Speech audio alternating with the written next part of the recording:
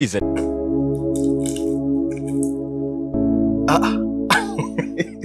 Taratibu. Umeipenda eh? Ni gatamu ga baba.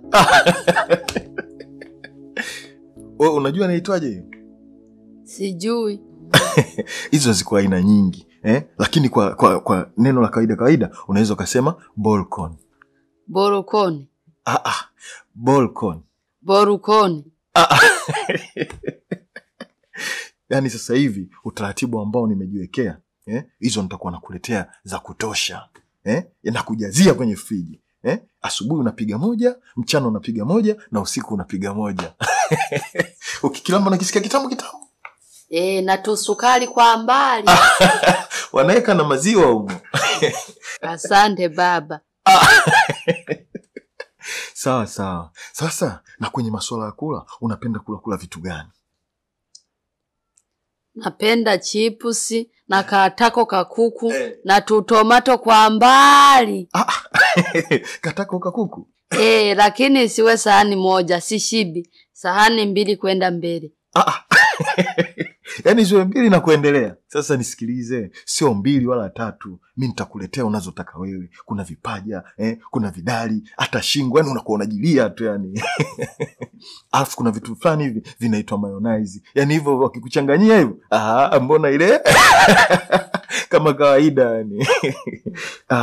Alafu kuna kitu kimoja pia nataka tukiongee hiki, tukiweke sawa.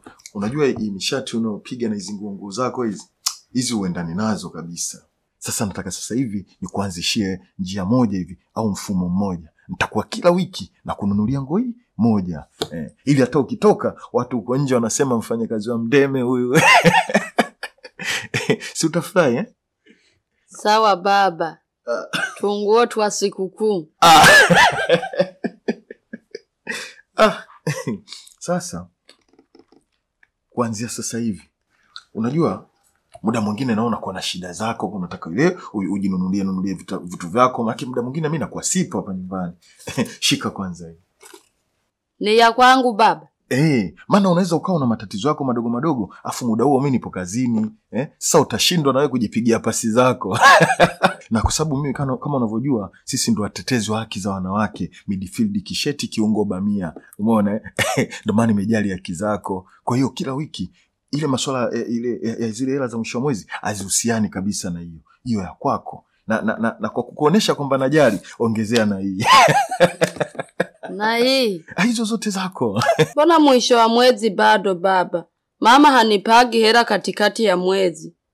Usije ukawa unataka kuninani, unanitega. Sasa nikutege wewe ndege? Yaani wewe jiachie, kuwa huru. Kusema kweli umenifurahisha sana leo. Unajua mimi na wewe tunavyoongea hivi, yani tunapatana, tunaelewana. Yaani hujui jinsi gani mimi ninavyofurahi. Na hizi ndo njia ambazo zinatakiwa midfield na dada zao wa kazi wao wanaishi kwenye nyumba zao. Sio kila mara tunagombana mara tunapelekeshana huku mara huku, hiyo haifai.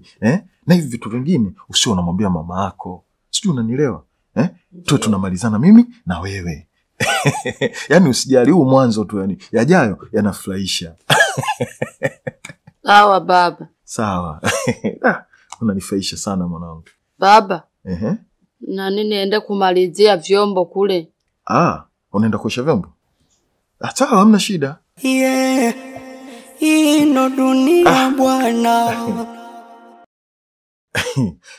Yaani kabisa Mdeme kaamua jambo lake, afu uje ulikomishe. Wewe umekuwa nani?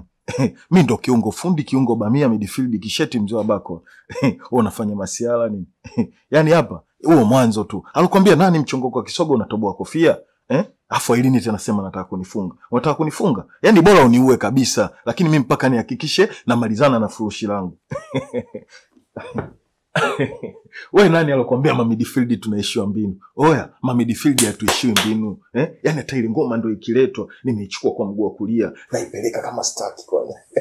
Afu ikirudi kabla haijashuka chini kwanza naituliza hapa. Naangalia kwanza, naona bado inaletwa upande wa huko dada deki. Nikiangalia mbele kumekaa vizuri, chuma mwanangu kama kawaida imo. Oya babu, sio poa. Yaani mwanangu, hata kama ndio ikitokea imenishinda mimi, kuna mwanangu huyo hapo Ujiji hapo Mwananyamala mwenyewe wa kuitwa Shemsoni. Oya, huyo kama Edgar Davis yani. Yaani huyo haioni mpaka avae miwani. Unafanya masiala ni. Oya, sio mchezo mwanangu. Mimi na midfield inawezeka na utoto wangu. Oya, mimi ndo Firauni mwenye nyumba. Unanijua, unanisikia.